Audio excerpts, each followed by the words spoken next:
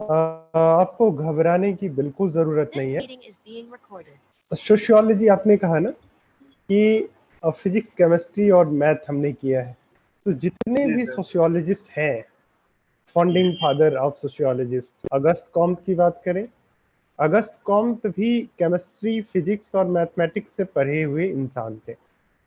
Herbert Spencer was also biologist, और जितने भी फंक्शनलिस्ट थियरी है वो बायोलॉजिस्ट के द्वारा दिया गया है। तो सोशियोलॉजी का बहुत ही गहरा रिलेशन नेचुरल साइंस के साथ रहा है, तो घबराने की जरूरत नहीं है। आपके फाउंडिंग फादर ही केमिस्ट्री, फिजिक्स, बायोलॉजी पढ़ के और सोशियोलॉजी को कॉन्फ़िगरेट किए। दो चीज बहुत याद करने और ध्यान रखने की बात है कि सबसे पहले अपने काबिलियत को जाने कि आपका लेवल क्या है, और चूंकि हमारे पास ज़्यादा टाइम नहीं है, हम आपको 1 से 1.5 मंथ तक ही पढ़ाएंगे, और 1 से 1.5 मंथ में जो भी हम आपको मटेरियल देंगे उस मटेरियल को आपको पढ़ना होगा, क्योंकि आपको हार्डवर्क करना ही होगा, ठीक है। और यूजीसी नेट करने के लिए आपको 3 चीज़ की ध्यान में रखनी है कि क्वेश्चन आंसर जितना ज़्यादा आप सॉल्व करेंगे उतना बेटर एनालिसिस पावर आपका होगा, जो आपके एग्जामिनेशन में मदद करेगा। दूसरा, जितना ज़्यादा से ज़्यादा हो इग्नू मटेरियल को आप रीड करो। तीसरा, जो भी मेरे लेक्चर्स होते हैं उस लेक्चर्स को आप दोबारा, 3 बारा, 4 बारा सुनो, जितना टाइम आप रिवाइज कर सकते हो, क्योंकि यूजीसी नेट में क्या होता है, बच्चे पढ़ते ही रह जाते हैं। इनफॉर्म क्योंकि सोशियोलॉजी ऐसी सब्जेक्ट है जिसका कोई लिमिट नहीं है, राइट। अगर आप एम श्रीनिवास की बुक पढ़ेंगे तो कम से कम 6 महीने आपको लग जाएंगे एम श्रीनिवास को पढ़ते। तो देखिए कि एम श्रीनिवास के इर्द गिर्द 4-5 क्वेश्चंस आते हैं यूजीसी नेट में, और उनका जो क्वेश्चन है वो एकदम लिमिटेड है कि उनका फील्ड स्टडी कहाँ हुआ था, एम श्रीनिवास ने संस्कृताइजेशन का कॉन्सेप्ट क्या है, एम श्रीनिवास डोमिनेंट कास्ट का कॉन्सेप्ट क्या है, एम श्रीनिवास का कौन कौन सी बुक्स हैं, राइट। तो इसका एक नोट आप बना के रखें, हर थिंकर का मटेरियल, उसने क्या लिटरेचर प्रोड्यूस किया है, बुक का लिस्ट, वो मैं आपको पीडीएफ में भेज दूंगा, उत्सव के पास वो बुक है। और दूसरा चीज है कॉन्सेप्ट, तो एक डिक्शनरी होती है सोशियोलॉजी की, आपके पास होगा। आप ऑक्सफोर्ड का ले लीजिए, या फिर आप हरीश सिंह रावत हिंदी में लिखे हुए हैं, तो वो डिक्शनरी आप ले लीजिए, उसका पीडीएफ में भेज दूंगा, ठीक सर है। ब्लू कलर की और होती है ना, ब्लू हाँ कलर हाँ की। हाँ हाँ हाँ, डिक्शनरी जो है उसका हाँ जी, पीडीएफ मैं भेज दूंगा। तो बुक है जितना सर मेरे ज्यादा पास। से ज्यादा आप, अच्छा अच्छा, डिक्शनरी को आप रीड करें उतना ज्यादा आपको आसानी होगी। और तीसरा है, अभी हमने एक आपको किताब भेजा है, चूंकि मैं जो जेएनयू और एमए एंट्रेंस एग्जाम की तैयारी करते हैं उन बच्चों को मैं फ्री में पढ़ाता हूँ, संडे की क्लास होती है। तो ये जो बुक है, जो अभी आप पा रहे हो,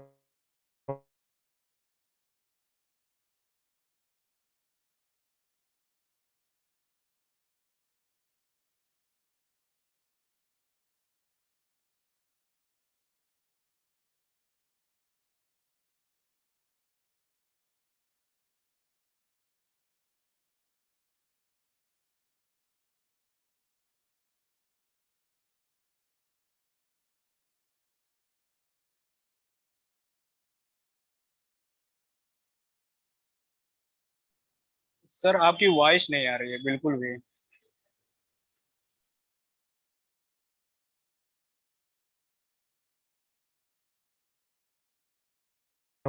चलिए, अब अभी आ रही है आवाज? हाँ सर अब आ रही है। हाँ, तो मुझे लगता है विंडो से खोलना पड़ेगा, और कोई बात नहीं, मैं इंटायर स्क्रीन कर देता हूँ।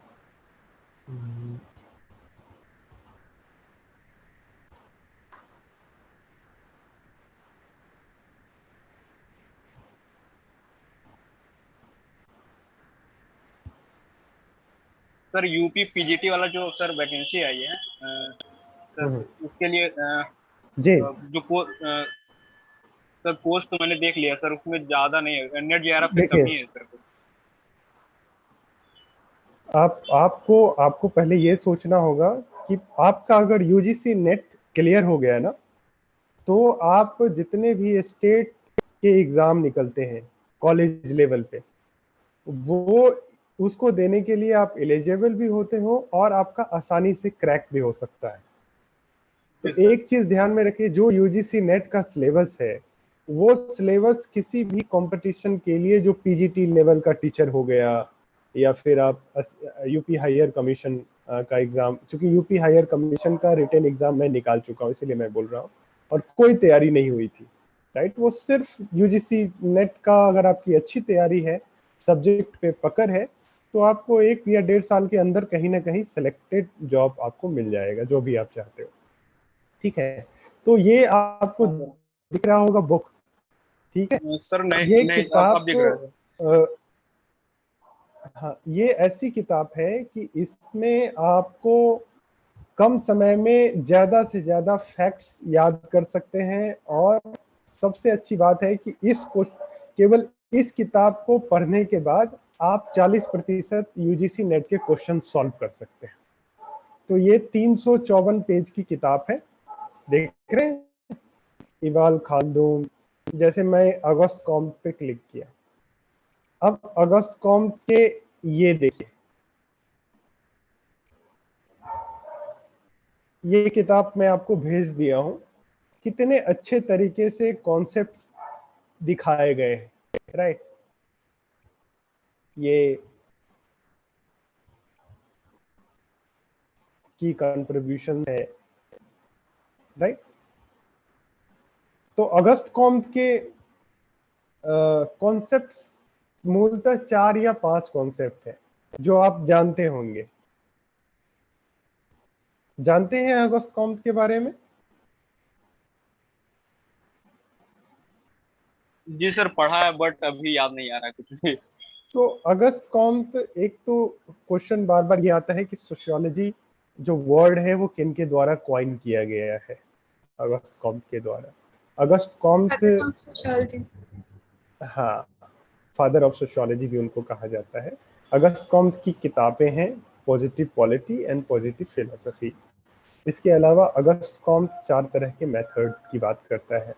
अगस्त कॉम्ट जिस तरह से नेचुरल साइंस स्टडी किया जाता है, उसी तरह सोशल साइंस भी नेचुरल साइंस के मेथड के साथ सोसाइटी को समझे।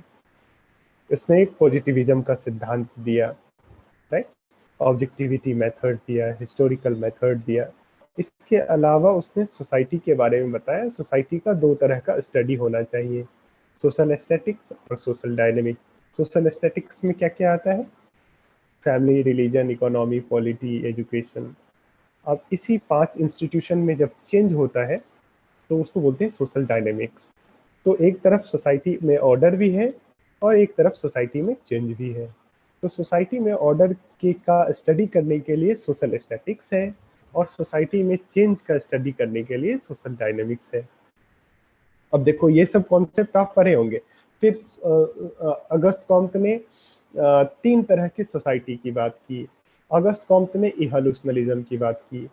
एक सोसाइटी जैसे बच्चे बचपन से बड़ा होता है ना, मैच्योरेशन का प्रोसेस, उसी तरह सोसाइटी में भी मैच्योरेशन का प्रोसेस होता है, राइट, इवोल्यूशन मेथड के थ्रू होता है। तो उसने 3 तरह की सोसाइटी की बात की, एक थियोलॉजिकल सोसाइटी, एक मेटाफिजिकल सोसाइटी और एक साइंटिफिक सोसाइटी। ठीक है। अब इसके अलावा उसने बाद में सोसाइटी के रिलीजन की भी बात की, राइट। फिर उसने कई बार पूछा भी जाता है कि अगस्त कॉम्ट सबसे कम पॉजिटिविस्ट क्यों थे? Father of positivist was list positivist man, क्योंकि अगस्त कॉम्ट शुरू के दिनों में साइंटिफिक सोसाइटी की बात कर रहे थे, लेकिन बाद में रिलीजन की बात करने लगे। ठीक है। तो ये सब छोटी छोटी कॉन्सेप्शन है। तो मैं चाहूंगा कि आप इस किताब को पूरे जिसको कहते हैं कि शिद्दत से पढ़ें। ठीक है। तो आज जो है, मैं आपको कोई कॉन्सेप्ट नहीं पढ़ाने वाला हूं। आज हम लोग यूजीसी नेट का क्वेश्चन सॉल्व करेंगे। ठीक है, तो I am just sharing screen. 2013 में का शायद क्वेश्चन है, तो हम चाहेंगे कि इसमें आप भी थोड़ा सहयोग करें और फिर हम भी थोड़ा उसमें सहयोग करेंगे। ठीक है, तो सबसे पहले just I am sharing the screen.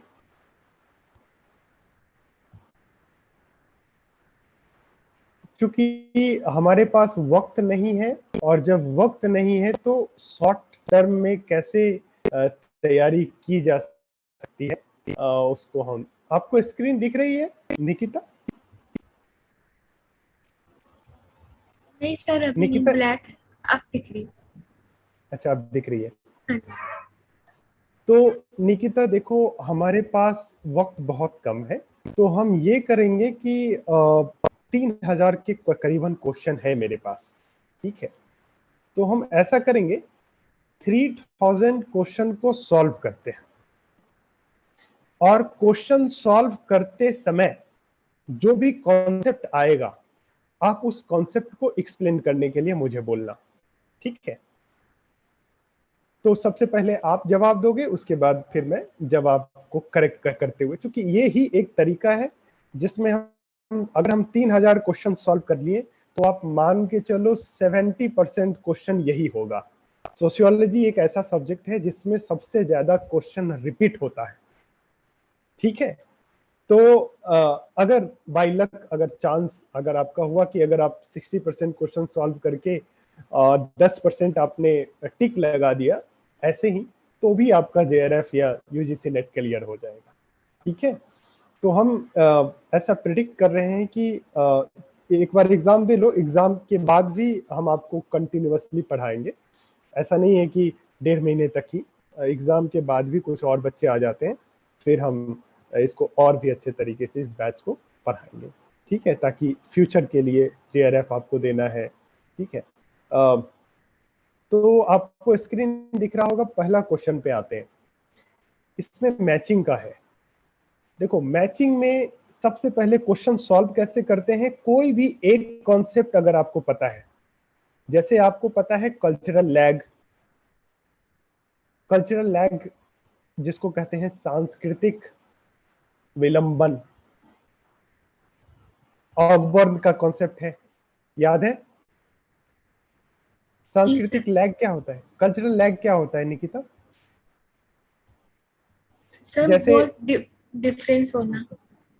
हाँ नहीं, डिफरेंस एक होता है मटेरियल कल्चर और एक होता है नॉन मटेरियल कल्चर। जैसे मेरे पास BMW आ गया, लेकिन मेरी जो सोच है वो आज ये है कि औरत जो है बुर्के में रहे, औरत जो है घूंघट में रहे। तो मेरा जो थिंकिंग है वो बदल नहीं रहा है, लेकिन मेरा जो मटेरियल प्रोस्पेरिटी है वो बदल रहा है। मेरे पास BMW आ गया। तो जब दो प्रकार की संस्कृति होती है, एक ऐसी संस्कृति होती है जो मटेरियल कहलाती है, जिसको हम कहते हैं भौतिक संस्कृति, और एक होता है नॉन मटेरियल, जैसे culture, tradition, belief, thinking, religion, ये सब नॉन मटेरियल कल्चर है। तो material culture man made part of environment, जैसे टेक्नोलॉजी से हम पढ़ रहे हैं, ऑनलाइन क्लास पढ़ रहे हैं, ये भी एक तरह का एडवांसमेंट है सोसाइटी का। ऑनलाइन का जमाना है, लेकिन हमारी जो सोच है वो 1000 साल पुरानी है। तो इस परिस्थिति में क्या होगा, कल्चरल लैग होगा। ऑगबर्न ने ये कॉन्सेप्ट दिया था, अमेरिकन थिंकर है, और ये कहता है कि समाज में जो समस्या होती है, जो सोशल प्रॉब्लम होती है, वो कल्चरल लैग की वजह से होती है। हाँ, अभी आप लोग कुछ दिन पहले सुने होंगे, बुर्का पहन के कर्नाटका में एक स्कूल में, यूनिवर्सिटी में, कॉलेज में बच्चियां जा रही थी, तो जी लोगों ने सर। विरोध किया। क्यों? क्योंकि कॉन्फ्लिक्ट आया परंपरा और आधुनिकता का। वो लड़की जो है वो इस्लाम धर्म को मानती है, बुर्का पहनना उसका काम, धर्म बताता है बुर्का पहनो, लेकिन जो जिस इंस्टीट्यूशन में पढ़ती है उसमें कहती है कि रिलीजन से सेपरेट हो, करो अपने आप को, सेकुलरिज्म जिसको कहते हैं। तो वो आधुनिकता का निशानी है। जितनी भी तरह की समाज की समस्याएं हैं, वो पारंपरिक और आधुनिकता के बीच कॉन्फ्लिक्ट होता है, नहीं? तो यही जो कॉन्फ्लिक्ट का वजह है कल्चरल लैग। ठीक है, जिसको ऑगबर्ड ने दिया था। तो याद रहेगा ऑगबर्ड का कॉन्सेप्ट कल्चरल लैग। दूसरा कॉन्सेप्ट है फॉल्स कॉन्शसनेस। फॉल्स कॉन्शसनेस के बारे में बता सकते हो? सर कार्ल मार्क्स ने दिया था। हाँ बिल्कुल सही। अब देखो निकिता ने जैसे ही फॉल्स कॉन्शसनेस के बारे में कार्ल मार्क्स के बारे में बता दी, तो फॉल्स कॉन्शसनेस बी का नंबर वन इस सारे ऑप्शन में से एक ही ऑप्शन में दिख रहा है ना? ये वाला ऑप्शन में दिख रहा है। बस तो ये वाला ऑप्शन सही हो जाएगा। इसीलिए अगर आपके कोई भी कॉन्सेप्ट, मतलब कोई भी एक थिंकर को अगर आप पढ़े हुए हो, तो ये जो है मैचिंग वाला, ये 2 नंबर का क्वेश्चन आता ही है। मतलब 2 क्वेश्चन यानी 4 नंबर का क्वेश्चन आता ही है। तो मैचिंग वाला कॉन्सेप्ट अगर आपका थिंकर और के बारे में, सिर्फ उसके कॉन्सेप्ट के बारे में पढ़े हो, तो आप आराम से ये क्वेश्चन सॉल्व कर सकते हो। ठीक है। तो फॉल्स कॉन्शसनेस कार्ल मार्क्स का कॉन्सेप्ट है। जैसे फॉल्स कॉन्शसनेस के बारे में बोला जाता है, कार्ल मार्क्स ने क्या बोला था कि ऐसी चेतना जो वर्ग के वजह से नहीं पैदा होती है, हमारे सामाजिक स्थिति के वजह से नहीं पैदा होती है, वो समाज के ऊपर थोप दिया जाता है। जैसे धर्म, रिलीजन, कहते हैं ना Karl Marx, religion is the opium of the masses. धर्म जो है एक नशा है, फॉल्स कॉन्शसनेस है। जैसे नेशन, कार्ल मार्क्स नेशन को भी फॉल्स कॉन्शसनेस बोलता है। और यही फॉल्स कॉन्शसनेस की वजह से मजदूर जो है आंदोलित नहीं हो पाता है, और उस आंदोलन की वजह से आंदोलित भावना उसके अंदर नहीं आती है, और उस आंदोलित भावना न आने की वजह से वो आंदोलन नहीं करता है।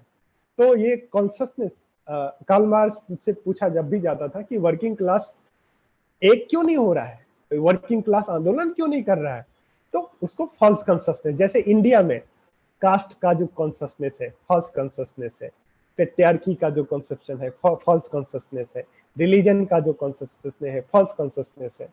ट्रू कॉन्शसनेस क्या होगा? आप किसी लेबर में आप लेबरर हो, तो सारे लेबर जो है एक क्लास के हैं, ये आपके अंदर भावना होनी चाहिए, राइट? तो फॉल्स कॉन्शसनेस की वजह से समाज में ट्रांसफॉर्मेशन नहीं हो पाता है, ऐसा कार्ल मार्क्स का मानना है। फिर law of similarity and contract, ये फ्रेजर की बात है। जब जेम्स फ्रेजर को पढ़ेंगे एंथ्रोपोलॉजी में, ठीक है, तो आपको समझ में आएगा। जेम्स फ्रेजर जब रिलीजन मैजिक पढ़ेंगे और साइंस एक चैप्टर है यूजीसी नेट के सिलेबस में भी, तो वहां आपको दिखाई देगा। आर डेरेनडॉफ जो है इंस्टीट्यूशनलाइजेशन ऑफ क्लास कॉन्फ्लिक्ट की बात किया हुआ था। इंस्टीट्यूशनलाइजेशन ऑफ क्लास कॉन्फ्लिक्ट का मतलब कि डेरेनडॉफ जो था वो कार्ल मार्क्स की बातों को आगे बढ़ाने वाला था, राइट? उसने कार्ल मार्क्स की बातों को में जो कमी रही, जैसे कार्ल मार्क्स की क्या कमी रही? कार्ल मार्क्स ने मिडिल क्लास की बात नहीं की, है? कार्ल मार्क्स ने ये नहीं बताया कि मैनेजरियल क्लास भी होता है जो लोगों को कंट्रोल में करता है, और वो ना तो ओनर है और ना ही वो हैव्स नॉट है, वो बीच का मेडिएटरी क्लास है। तो डेरेनडॉफ को जब आप पढ़ेंगे तब आपको इंस्टीट्यूशनलाइजेशन ऑफ क्लास कॉन्फ्लिक्ट समझ में आएगा। ठीक है, इसको हम एक एक करके डिस्कस करेंगे जब थिंकर को, तो उसके कॉन्सेप्ट्स को हम बताएंगे। तो ये क्वेश्चन सॉल्व हो गया। फिर दूसरा है इंस्टीट्यूशन। इंस्टीट्यूशन हम किसको बोलते हैं? संस्था जिसको कहते हैं। संस्था क्या होता है? सर समाज भी एक संस्था ही है जो सभी को बांध के रखती है। जैसे उसमें जाति, धर्म और निम्न क्लास वर्ग लोग, उच्च क्लास वर्ग के नहीं, लोग। आप देखो, जब कोई डिफिनीशन हो ना, जैसे संस्था हुआ, कम्युनिटी हुआ, स्टेटस हुआ, रोल हुआ, समिति हुआ जिसको कम्युनिटी, जिसको हम एसोसिएशन बोलते हैं, फिर ऑर्गेनाइजेशन किसको बोलते हैं, कम्युनिटी किसको बोलते हैं। अभी निकिता आपको हमने एक लिंक भेजा है sociologyguide.com, है ना? जी तो सर। उस लिंक पे बहुत ही सिंपल तरीके से कॉन्सेप्ट्स के बारे में बताया गया है। तो इंस्टीट्यूशन को बोला जाता है रूल्स एंड प्रोसीजर, क्रियाविधि, रूल्स एंड प्रोसीजर्स। तो जब भी जैसे आप कहते हैं ना परिवार एक संस्था कैसे है, क्योंकि परिवार में एक रीति रिवाज है, परिवार में रूल्स होते हैं। जैसे एजुकेशन इंस्टीट्यूट एक संस्था क्यों है? आपने पंजाब यूनिवर्सिटी में 2 साल मास्टर की पढ़ाई की, फिर पंजाब यूनिवर्सिटी ने आपको डिग्री दिया, तो आपने पंजाब यूनिवर्सिटी के रूल्स को फॉलो किया, उसका प्रोसीजर्स होता है, आप इम्तहान दिए, एंट्रेंस हुआ, इन सब चीजों का ही समुच्चय जो होता है उसको हम कहते हैं इंस्टीट्यूशन। ठीक है, तो इस क्वेश्चन ये पता चला कि जो भी बेसिक्स कॉन्सेप्ट है उससे डायरेक्ट क्वेश्चन हो जाएगा। कम्युनिटी हो गया, आप लिखना चाहो ये रिकॉर्डिंग हो रहा है तो आप रिकॉर्डेड वीडियो सुनना। 16-17 बेसिक कॉन्सेप्ट है, जैसे समिति हो गया, एसोसिएशन हो गया, ऑर्गेनाइजेशन हो गया, इंस्टीट्यूशन हो गया। इंस्टीट्यूशन और ऑर्गेनाइजेशन में क्या डिफरेंस है, इंस्टीट्यूशन और कम्युनिटी में क्या डिफरेंट है, इंस्टीट्यूशन ऑफ एंड एसोसिएशन में क्या डिफरेंस है, वो आपको बीए लेवल के कोई भी किताब में मिल जाएगा। ठीक है, तो इसको आप डिफिनीशन अगर याद रहेगा तो इस तरह के क्वेश्चन हमेशा 2 या 3 पूछ लिए जाते हैं। ठीक है, तो आप इसको ध्यान में रखना। तो institution is a rules and procedure. तीसरा क्वेश्चन का आप जवाब दो। George Simmel's classification of group monad, dyad and triad is based on size of तीसरा बताइए। हाँ, डी ऑप्शन। हाँ साइज ऑफ द ग्रुप। ठीक है, सही है, ये समझ में आया। An area of social link which is marked by some degree of social coherence and similarity is called. अब देखिए, अभी हमने आपको कहा था कि डायरेक्ट डिफिनीशन से क्वेश्चन आता है। सोशल ग्रुप का डिफिनीशन, सोसाइटी का डिफिनीशन, कम्युनिटी का डिफिनीशन और एसोसिएशन का डिफिनीशन आपको हमेशा के लिए याद करवा देता हूं। कोई भी व्यक्तियों का समूह जब कोई निश्चित गोल के लिए हो, if you have a collection of individual having common goal, that is called social group. Society is a collection of individual, right, having same living standards, living, because society is a very abstract concept. इसको society को functionally कैसे define करेंगे, society को structurally कैसे define करेंगे, society का कितने definitions है। जैसे मैकआइवर के द्वारा डिफिनेशन है, society is a collection of social relation, society is a network of social relation. तो कुछ कुछ डिफिनेशन हम आपको आज या कल में भेज देंगे, जो डायरेक्ट डिफिनेशन से भी क्वेश्चन, जैसे यूपी पीजीटी वगैरह सब में या असिस्टेंट प्रोफेसर का कोई भी एग्जाम होता है, तो आजकल चूंकि ये सब क्वेश्चन बहुत आसान हो गया करना, तो डिफिनेशन को लेके क्वेश्चन पूछ देते हैं कि which of the following defined society is a network of social relation, MacIver and Page. ठीक है, कम्युनिटी को डिफाइन करने के लिए 2 चीज होना जरूरी है, एक ज्योग्राफिकल लोकेशन और वी फीलिंग, हम की भावना, जिसको हम कहते हैं सोशल कोहेरेंस और सिमिलैरिटी। तो ये जो है डायरेक्ट डिफिनीशन है कम्युनिटी का। तो चौथे का जो है एसोसिएशन क्यों नहीं होगा, क्योंकि एसोसिएशन जो है वो उसमें सोशल कोहेरेंस नहीं होता है। एसोसिएशन कुछ एक निश्चित टाइम पीरियड के लिए होता है, और जैसे ही वो मांग पूरा हो जाता है डिस्प्यूट हो जाता है। और जरूरी नहीं है कि एसोसिएशन में सिर्फ लड़के ही हो, लड़कियां भी हो सकती है, डिफरेंट क्लास के लोग भी हो सकते हैं। तो यहाँ पे सोशल कोहेरेंस एंड सिमिलैरिटी की बात है, तो ये डायरेक्ट कम्युनिटी का डिफिनेशन है। ठीक है, नेक्स्ट क्वेश्चन है, सी राइट मिल को आप जानते हो? सी राइट मिल के बारे में पढ़े हो आप लोग? थोड़ा सा पढ़े, ज्यादा तो। सोशियोलॉजिकल मैंने इमेजिनेशन, नहीं पढ़ा है। उन्होंने एक कॉन्सेप्ट दिया था sociological imagination, and this is one of the biggest book. इसमें कई बार यूजीसी नेट में क्वेश्चन पूछा गया है कि सोशियोलॉजिकल इमेजिनेशन के राइटर कौन है, तो वो सी राइट मिल है। तो सी राइट मिल जो है बोलता है कि कोई भी चीज को अगर आपको स्टडी करना है, बायोग्राफी को, तो हिस्ट्री के साथ, और हिस्ट्री को स्टडी करना है तो उस बायोग्राफी के साथ, मतलब इंडिविजुअल और सोसाइटी को दोनों को आपको साथ में लेके स्टडी करना चाहिए। जैसे तो जब आप सी राइट मिल को पढ़ेंगे तो सी राइट मिल का जो कॉन्सेप्शन है सोशियोलॉजिकल इमेजिनेशन, तो उसमें वो बात करता है कि सोशियोलॉजी आपको एक तरह का इमेजिनेशन देता है कि आप किसी भी चीज को बियॉन्ड द इमीडिएट कॉन्टेक्स्ट देख पाते हैं। कैसे देख पाते हैं? क्योंकि जैसे लिटरेचर जो है वो सिर्फ बायोग्राफी को सेंटर में रखता है, लेकिन आप हिस्ट्री के बिना बायोग्राफी को नहीं समझा जा सकता है और बायोग्राफी के बिना हिस्ट्री को नहीं समझा जा सकता है। ये बहुत ही बेहतरीन बात सी राइट मिल ने किया था। तो इसमें ये डायरेक्ट क्वेश्चन है, सी राइट मिल का पर्सपेक्टिव दो चीजों को रखता है, बायोग्राफी को और हिस्ट्री को।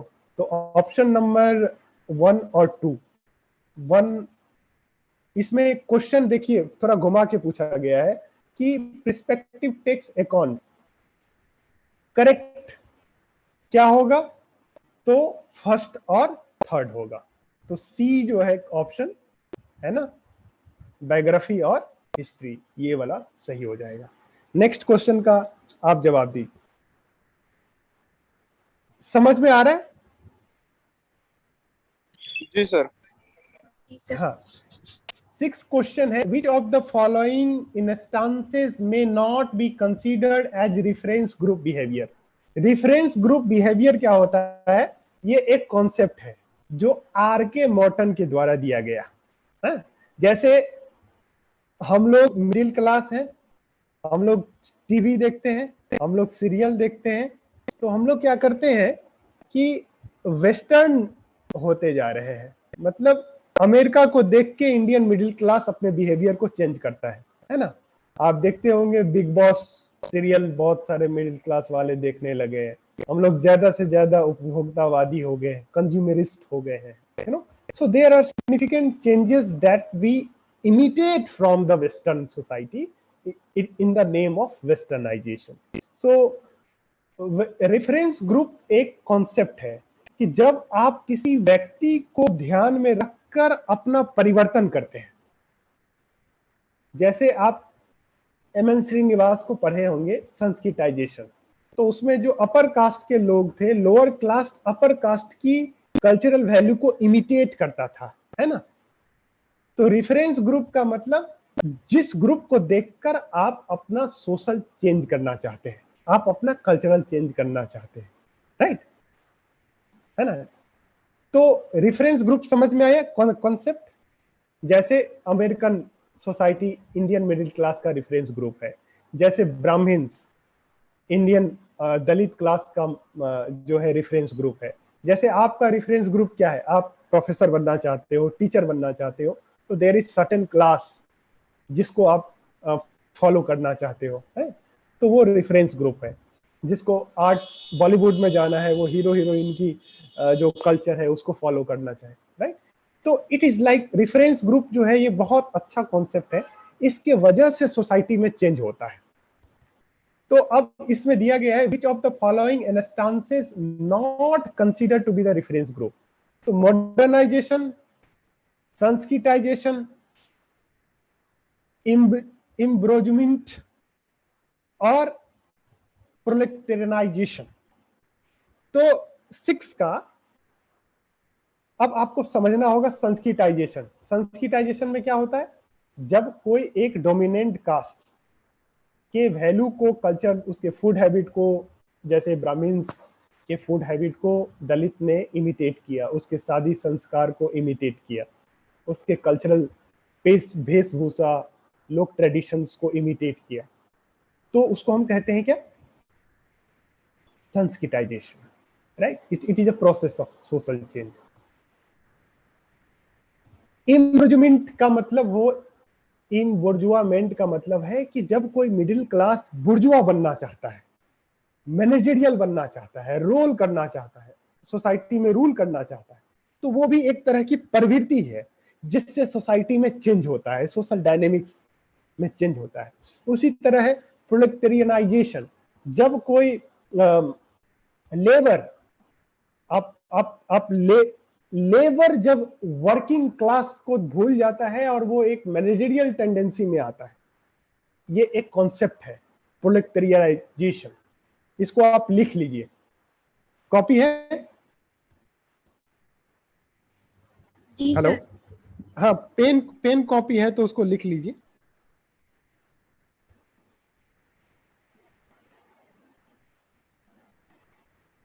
हाँ, लिखिए।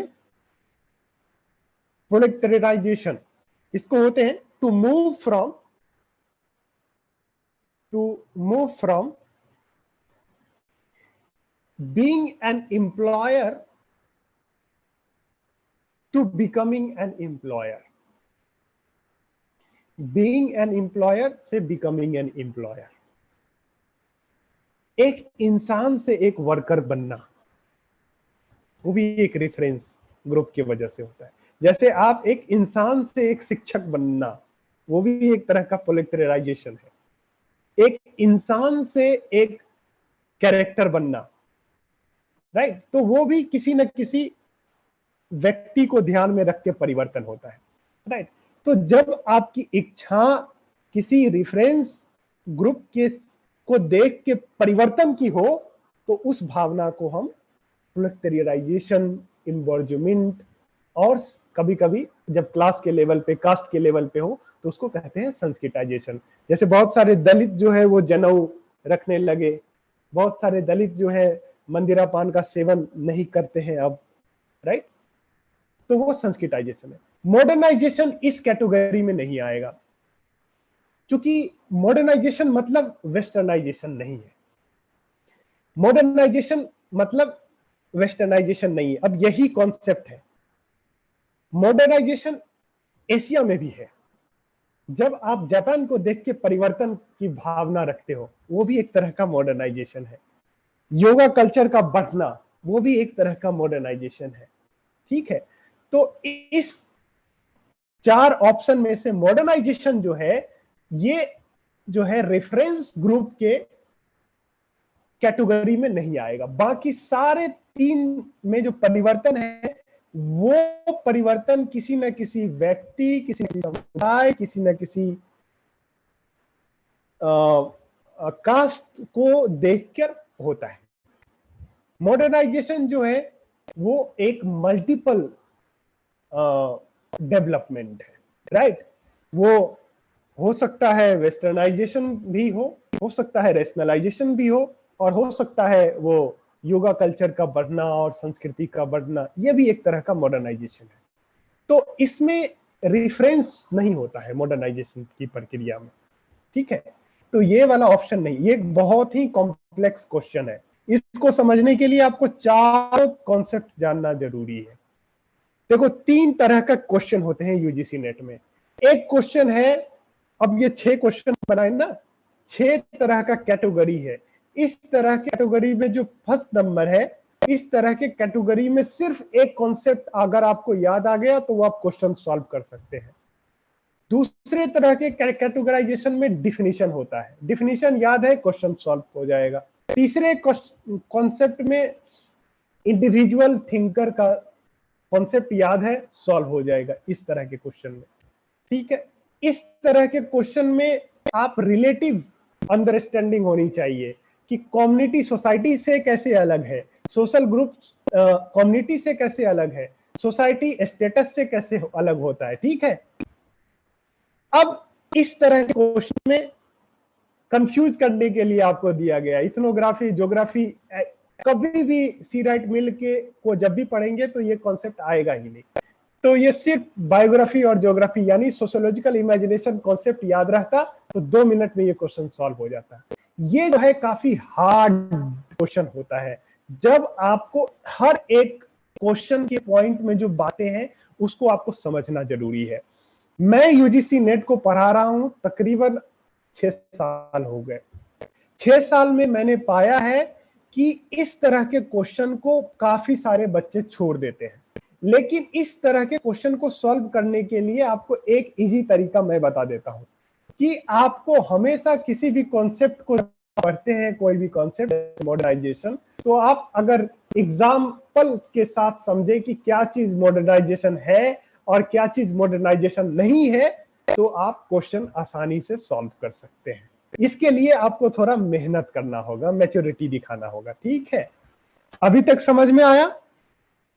क्वेश्चन नंबर 7 पे आते हैं। Question number 7। सर 6th का ए वाला जो ऑप्शन वो नहीं समझ में आया सर।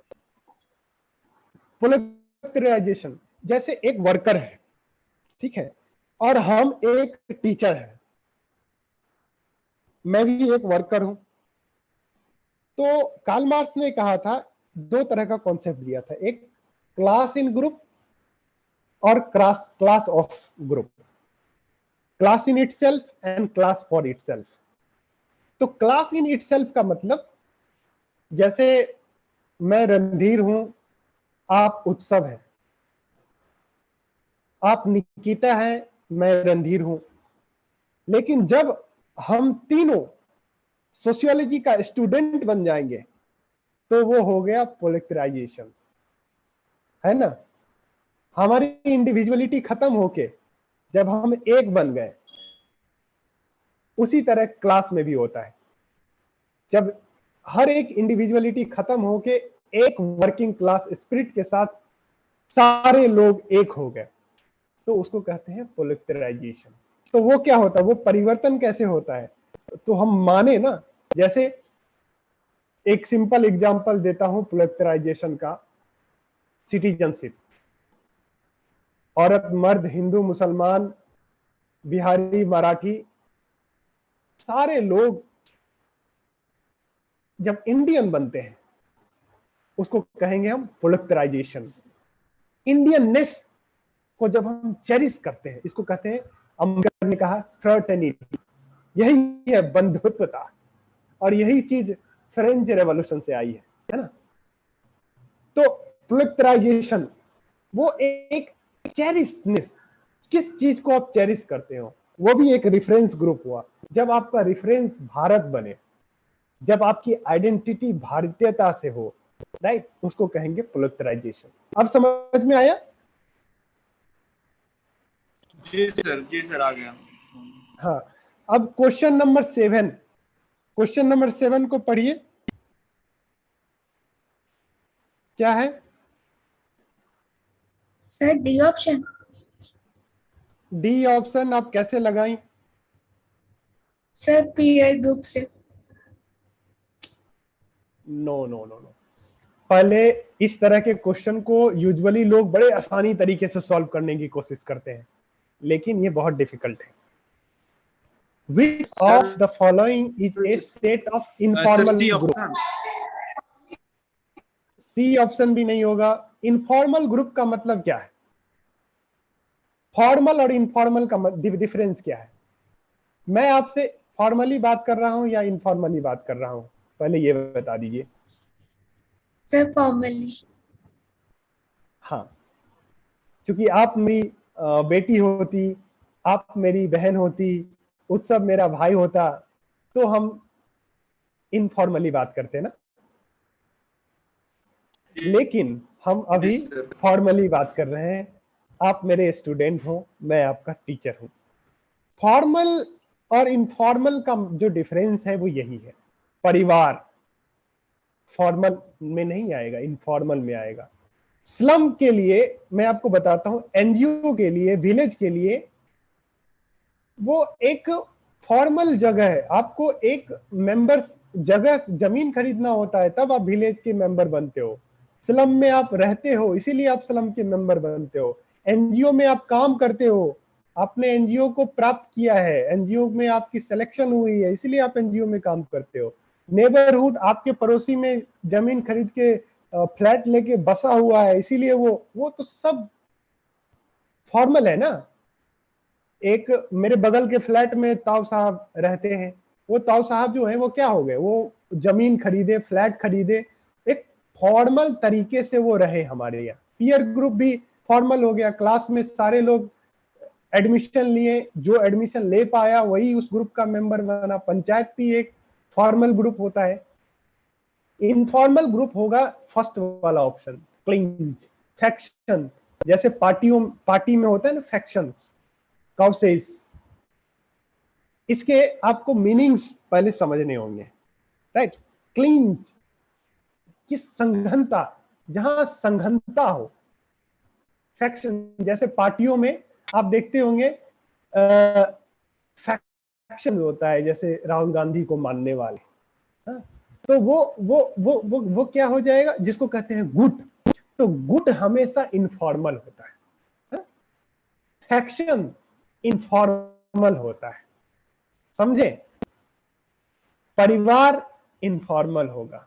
जब जब एक पारिवारिक भावना आ जाती है, जैसे आप एक पार्टी में काम कर रहे हो, कांग्रेस पार्टी में हो, आप अकाली दल में हो, आप आम आदमी पार्टी में हो, लेकिन जब आप में गुट बन जाए तो वो फॉर्मल रिलेशन नहीं होके वो इनफॉर्मल रिलेशन होता है।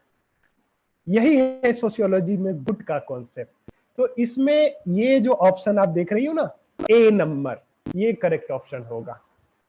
ठीक है, अब समझ में आया? गैंग, यूनियन, ये सब इनफॉर्मल ग्रुप नहीं, ये फॉर्मल ग्रुप है। डकैत का फॉर्मल ग्रुप होता है। आप लाखन सिंह गैंग के हो, आप फलाना गैंग के हो। नेक्स्ट क्वेश्चन पे आते हैं। Who argued that the school prepares children to move towards universalist standards and achieved status of adult society? 8वां के में कौन सा करेक्ट ऑप्शन होगा? Sir A option. और देखिए, ये कॉन्सेप्ट को पढ़ने के लिए आपको सारे थिंकर को पढ़ना। जब टैलकॉट पार्सन को आप पढ़ेंगी, टैलकॉट पार्सन का कॉन्सेप्ट है एजुकेशन। उन्होंने किताब में लिखी है एजुकेशन के बारे में, एजुकेशन एज ए इंस्टीट्यूशन। उसमें वो एजुकेशन को डिफाइन ही इस रूप में करते हैं। Education school prepares children to move towards universalist standards and achieved a status of adult society. This is one of the famous concept of education that is given by Talcott Parsons, right? Emile Durkheim socialisation की बात करता है, education as an important medium of socialisation, right? तो ये Talcott Parsons का direct question है ये, ठीक है? ये हिंदी में है। नेक्स्ट क्वेश्चन 9 पे आते हैं। Who defined religion in terms of a distinction between sacred and profane? ये तो बहुत इजी क्वेश्चन है, बताइए। A option. नो, आप इमाइल दुर्खिम को पढ़ेंगे। इमाइल दुर्खिम कहता है, उन्होंने एक किताब लिखी है ऑरिजिन ऑफ रिलीजन, टोटेमिज्म। जी सर। उसमें वो कहते हैं दो तरह के रिलीजन होते हैं, मतलब रिलीजन के दो पार्ट होते हैं, अंग होते हैं, एक सैग्रेड और एक प्रोफेन। जैसे एक पत्थर है, पत्थर को किसी पीपल के नीचे चंदन लगा के आप उसको पूज भी सकते हैं, वो सैग्रेड हो गया। लेकिन उसी पत्थर का इस्तेमाल करके किसी को पीटते हैं, किसी को फेंकते हैं, कुछ आम तोड़ते हैं, तो वो प्रोफेन हो गया, राइट? तो प्रोफेन का मतलब डेली यूज की चीजें, सैग्रेड का मतलब पवित्र। और यही सैग्रेड भावना की वजह से रिलीजन आया, इसी पवित्र भावना की वजह से रिलीजन आया। तो ये डायरेक्ट क्वेश्चन है इमाइल दुर्खिम का, ठीक है? इमाइल दुर्खिम को आप पढ़ेंगे, जो मैंने आज का नोट्स आपको सेंड किया है ना, इमाइल दुर्खिम के चैप्टर को आप पढ़िएगा। कल हम इमाइल दुर्खिम को थोड़ा एक्सप्लेन भी करेंगे 10 मिनट में, क्योंकि हमारे पास वक्त नहीं है। ऐसे मैं इमाइल दुर्खिम को 10 दिनों में पढ़ाता हूँ, लेकिन आपके लिए 10 मिनट में कल समराइज करूंगा। नेक्स्ट क्वेश्चन है, the capacity of any person, group और institution to issue commands is called. Question number 10। Authority. हाँ, डायरेक्ट, वेरी गुड। हाँ, देखिए, अथॉरिटी, पावर, इन्फ्लुएंस और राइट में डिफरेंस क्या है, बहुत ही इजी तरीके से मैं बताऊंगा। पावर का मतलब है कि जब किसी व्यक्ति सामने वाले, मान के चलो मैं एग्जांपल दे देता हूं, उत्सव और निकिता पहली बार किसी से मिले, एक दूसरे से मिले। उत्सव ने निकिता से बात किया और निकिता ने उत्सव से बात किया, लेकिन निकिता की जो टैलेंट है, उसकी जो इंटेलेक्चुअल परस्यूट है, उसको देख के उत्सव जो है निकिता की हर बात को हाँ में हाँ करने लगे। हाँ हाँ सही सही बोल रहे हैं, बिल्कुल सही बोल रहे हैं। That is called influence, right. जब निकिता, उत्सव की इच्छा नहीं है पढ़ाई करने की, लेकिन निकिता ने कहा उत्सव आपको आज पढ़ाई करना है, इमाइल दुर्खिम की पढ़ाई करनी है, कल हम इमाइल दुर्खिम पे डिस्कस करने वाले हैं। तो उत्सव की इच्छा नहीं भी है पढ़ने की, तो चूंकि निकिता ने कहा तो उत्सव जो है पढ़ेगा, ठीक है। इसको कहते हैं पावर। जब किसी सामने वाले विल के अगेंस्ट आप उससे काम करवा लेना, राइट। ऑथोरिटी क्या हुआ?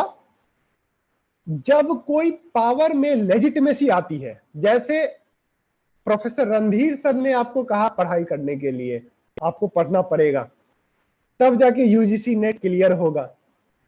तो आपकी इच्छा हो या नहीं हो ये कोई मायने नहीं रखता है। रणधीर सर आपके टीचर हैं, आपने रणधीर सर को पे किया है और रणधीर सर आपको यूजीसी नेट कराना चाहते हैं, तो रणधीर सर जो बात को कहेंगे उसको सराखों पे रखना आपका फर्ज है। इसको कहते हैं ऑथोरिटी, लेजिटिमेसी ऑफ पावर।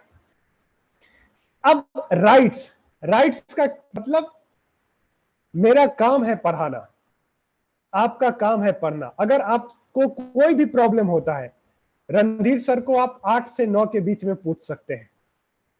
चूंकि रणधीर सर को आपने पे किया है, it's your right to ask question, it is your right to ask your doubt and to clear your doubt, that is your right. So, in sociology, particularly political sociology, these are the 4 concepts around which whole political sociology is stand: power, authority, influence और right. लेकिन यहां पे है group institution to issue commands is called authority. समझ में आया? Next question number 11। Question number 11 क्या है?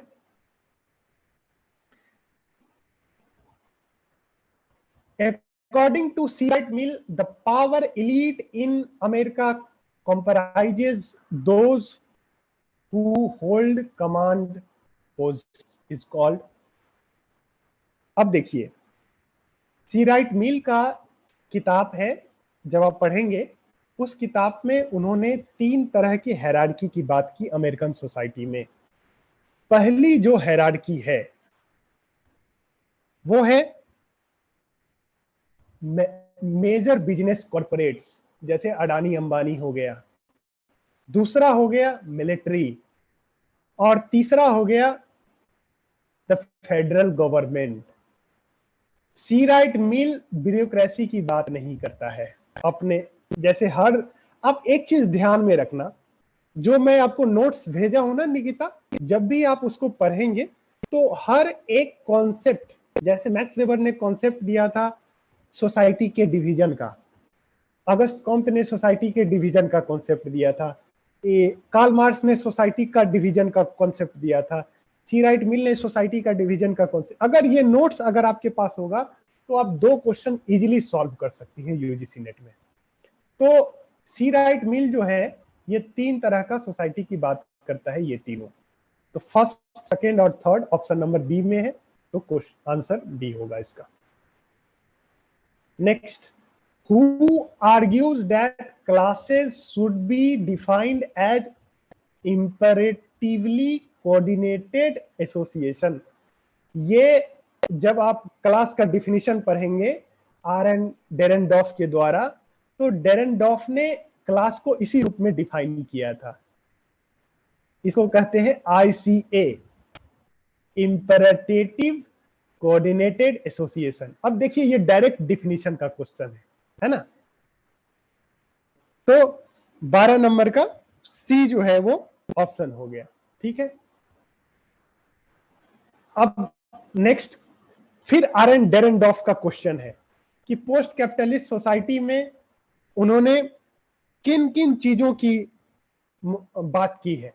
तो जब भी उसमें डेरेनडॉर्फ जो बात करते हैं पोस्ट कैपिटलिस्ट सोसाइटी की, कार्ल मार्क्स ने कहा था कि कैपिटलिस्ट सोसाइटी होगा, कैपिटलिस्ट सोसाइटी के बाद सोशलिस्ट बनेगा और फिर कम्युनिज्म आएगा। लेकिन डेरेनडॉर्फ ने कहा कि नहीं, ये कैपिटलिज्म जो है इतना आसानी से जाने वाला नहीं है। क्यों? इसकी 4 वजह है। उसको उन्होंने पोस्ट कैपिटलिस्ट सोसाइटी के कैरेक्टर में बात किया। पहला, decomposition of capital, differentiation of labour, demand like class structure और regulations and institutionalisation of conflict. इसको हम कल के क्लास में डिस्कस करेंगे, ठीक है, 15 वाला पॉइंट। तो आज मैं इस ये जो क्वेश्चन है इसको मैं आपको व्हाट्सएप के ग्रुप में डाल देता हूं, इसको आप सॉल्व कीजिए और कल जो है इसको हम डिस्कस करेंगे। तो ये क्वेश्चन 1 2 3 4 चारों ऑप्शन इसके सही हो जाएंगे। तो आज के क्लास के लिए नहीं, तो मुझे लगता है कि 13 क्वेश्चन हम किए हैं आज, तो कल हम थोड़े 20 क्वेश्चन करेंगे। हर दिन एक एक क्वेश्चन हम बढ़ाते जाएंगे, ठीक है। और जो 3000 क्वेश्चन का हमारा संकल्पना है, क्योंकि आप लोग पढ़ चुके हो ऑलरेडी, ठीक है, इग्नू का मटेरियल निकिता आप दोनों पढ़ चुके हो, ठीक है। तो एक बार हम एक दूसरे को देख लें, उत्सव मार्केट में नहीं हो तो एक दूसरे को देख लें ताकि हम चेहरा पहचान में आ जाए, ठीक है। हाँ निकिता, अच्छा लगा क्लास? चूंकि बच्चे हमारे पास वक्त बहुत कम है, इसीलिए हम आपको इसी ट्रेंड में पढ़ाएंगे। थोड़ा आप मेरा हेल्प करो, मैं आपका हेल्प करूंगा। मुझे ऐसा लगता है कि हाँ, तो एमसीक्यू देख के थोड़ा कंफ्यूजन हो क्या? जाता है कि ये भी सही होता है, ये भी सही होता है, वो कैसे करें? वो कंफ्यूजन दूर करने का 4 तरीका है। पहला तरीका है कॉन्सेप्चुअल क्लैरिटी। कॉन्सेप्ट की क्लैरिटी होना बहुत जरूरी है। दूसरा है ज्यादा से ज्यादा आप इंगेज करें अपने आप को सोशियोलॉजी में। जैसे वो sociologyguide.com जो हम आपको वेबसाइट दिए हैं, वन ऑफ द बेस्ट। अगर आप उसको जब भी आपको मन करे हो, खाने समय, वॉशरूम करते समय, घूमने समय, उसको आप इस्तेमाल कीजिए। एक बार जस्ट 2-3 कॉन्सेप्ट को देख लिए। तीसरा है ज्यादा से ज्यादा क्वेश्चन आप सॉल्व करेंगे। आप एमसीक्यू में अपने आप आपकी यूपीएससी और यूजीसी नेट में 80% क्वेश्चन लोग जो सॉल्व करते हैं वो इंटेलेक्चुअल गेस होता है। इंटेलेक्चुअल गेस क्या है? कॉन्सेप्चुअल क्लैरिटी जब आ जाएगी, प्रैक्टिस जब आ जाएगी, जब आपको कमांड हो जाएगा सब्जेक्ट के ऊपर, और सब्जेक्ट पे, कॉन्सेप्ट पे कमांड करने का एक और इकलौता एक तरीका है, वो है एग्जाम्पल्स ढूंढना। ये बहुत डिफिकल्ट है। ये मैं जब जामिया में पढ़ाता था और जेएनयू में पढ़ता था, तो हमें हर कॉन्सेप्ट के को बोला जाता था, ठीक है आपने ऑथोरिटी पढ़ लिया, अब ऑथोरिटी को आप एग्जाम्पल देके बताओ, है ना। तो एग्जाम्पल देने की प्रक्रिया में सबसे ज्यादा रिग्रेस रिसर्च होता है, ठीक है। तो यही एक तरीका है, 4 तरीका। और जितना ज्यादा से ज्यादा रिवीजन हो, ठीक है, और कोशिश करें कि एक किताबें पढ़े। तो हॉरलम्बस का बुक है, और ये जो मैं आपको बुक दिया हूं, हॉरलम्बस की तकरीबन 400 से 500 पेज के बीच है। उस किताब और यही दोनों किताब को जितना ज्यादा से ज्यादा आप रिपीट करें, राइट। और जो इंडियन सोशियोलॉजी वाला पार्ट है उसका मैं आपको नोट्स भेज दूंगा, ठीक है। तो कल मिलते हैं। कल के लिए ये होगा कि जो आज जो 50 क्वेश्चन हम आपको व्हाट्सएप करेंगे उसको एक बार रिवीजन कर लीजिएगा। उसका आंसर भी मैं आपको चैट बॉक्स में लिख के भेज दूंगा। और दूसरा है, चूंकि मैं दिन में बहुत बिजी रहता हूं, तो 8 से 9, कभी 9:30 तक क्लास हो जाएगी, ठीक है। और इसका रिकॉर्डिंग भी मैं उत्सव को भेज दूंगा। उत्सव उसको यूट्यूब पे डालते रहे और ठीक है, हमें पॉपुलर करते रहे, ठीक है। ओके, ठीक है, all the best, see you.